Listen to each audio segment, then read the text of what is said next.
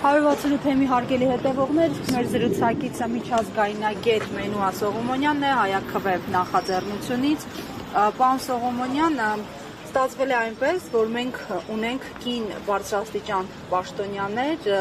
հենց իրավական արդարադատության համակարգը համակարգող, այո, Սրբուհի Գալյան, Աննա Վարդապետյան, Արփինե Սարգսյան, բայց տեսնում ենք, որ հենց նրանց կառավարման, պաշտոնավարման շրջանում է կոնկրետ կնոջ հանդեպ, այսպիսի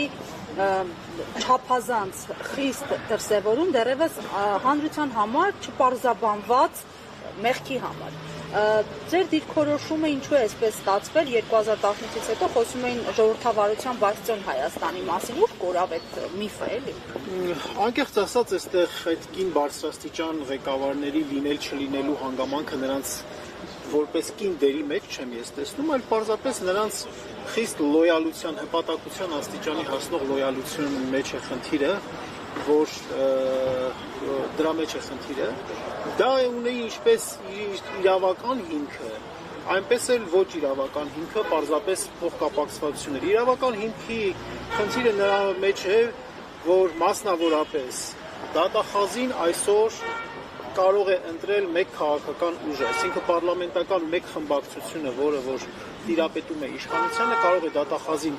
ընտրել եւ պաշտոնանկ անել, ինչը իրավապահ համակարգի այդ կարևորագույն օղակը մշտապես կախվածության մեջ է պահում քաղաքական իշխանությունից եւ ստիպում, որ արդարադատությունը ոչ թե աշխատի իբրև արդարադատություն, այլ պարզապես լինի ընտրովի արդարադատություն։ Ինչին մենք ականատես ենք լինում այդ մեղադրանքների հետ կապված, որ դատախազությունը պաշտպանում է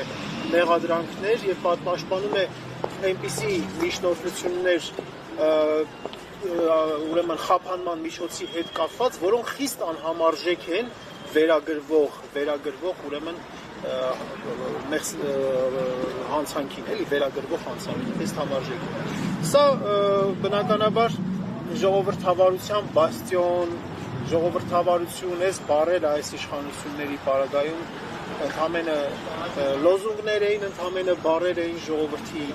սիրտը շահելու համար, թմբիրի մեջ պահելու համար, մինչդեռ իրականում մենք տեսնում ենք, որ Հայաստանը շատ արագ կերպով ավտորիտարիզմից անցում է կատարում դեպի բռնապետություն։ Պարոն Սողոմոնյան, օրեր առաջ հետաքրքիր զուգադիպությամբ Հայաստանում միջազգային կառույցների ներկայացուցիչներ, դեսպաններ հանդիպումներ ունեցան հայ պաշտոնյաների հետ, սկզբում Փաշինյանի, հետո Աղք Քարտուղարի, հետո նաև կարծեմ Սրբուհի Գալյանի, Արփինե Սարգսյանի եւ այլն։ Ըստ ձեզ ինչի համար էին այս հանդիպումները, ձեզ ինչ հարցեր էին քննարկում, արդյոք հայ պաշտոնյաներին դրսից ուղղվել են հարցեր ժողովրդավարության առնչվող խնդիրների վերաբերյալ, որովհետև տեսնում ենք, որ ընդդիմությունը պարբերաբար բարձրացնում է այդ խնդիրները, բայց դրանք այն չափով արձագանք չեն գտնում, ինչպես նախկինում, մինչև 2018 թվականը։ Ես ցավով պետք է արձանագրեմ, որ մեր արևմտյան, հատկապես եվրոպական գործընկեր պետությունների արտաքին քաղաքականության հիմքում մի քանի տարի է ինչ արժեքները կամ չկան, կամ շատ փոքր տեղ են զբաղեցնում, այլ պարզապես այդ արտաքին քաղաքականության հիմքում չոր աշխարհաքաղաքական շահերն են։ Եվ դրանով է պայմանավորված, որ այնպիսի իրողություններ, ինչպիսիք քաղաքական զանգվածային հետապնդումներն են Հայաստանում, համարժեք գնահատականի չեն արժանանում։ Այդ պետությունները այստեղ կոնկրետ ունեն աշխարհաքաղաքական շահեր եւ այդ շահերը արտահայտվում են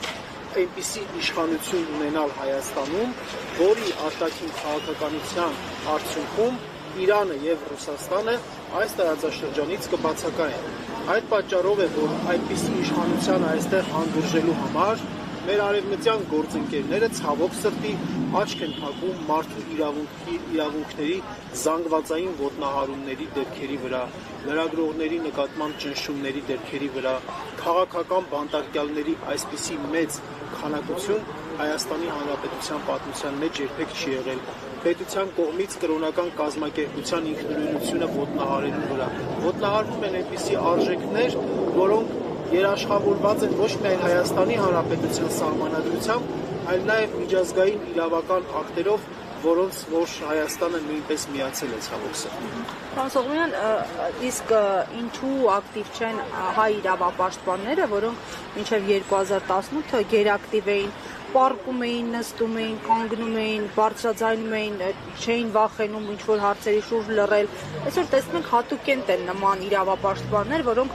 ահազանգում են խնդիրների մասին։ Ինչու, ինչ փոխվեց։ Ձեր բարձրացրած հարցը շատ կարևոր հարց է, վերաբերում է իրական քաղաքասարակության գոյություն ունենալ կամ չունենալու հանգամանքին։